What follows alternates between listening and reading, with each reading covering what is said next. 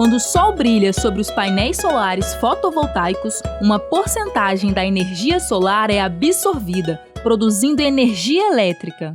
A outra parte fica retida em forma de calor. Essa retenção de calor e o consequente aumento da temperatura das placas provocam uma queda na produção da energia elétrica e a degradação dos componentes do painel ao longo do tempo. O sistema de refrigeração SunCooler SunFlex vem com uma solução compacta e de baixo custo para resfriar painéis solares fotovoltaicos. Indicado para instalações cuja prioridade é o aumento da eficiência energética, o dispositivo pode ser adaptado a qualquer modelo de painel solar fotovoltaico disponível no mercado. A tecnologia é composta por 3 dispositivos conjuntos: o trocador de calor, um sistema de recirculação de água e o reservatório absorvedor de calor.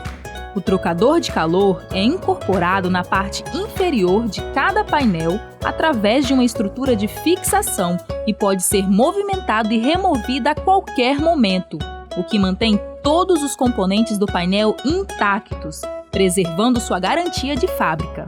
Um painel solar sem o sistema de refrigeração SunCooler SunFlex pode atingir temperaturas próximas a 70 graus Celsius. Já com o uso da tecnologia, a temperatura pode cair para 40 graus Celsius.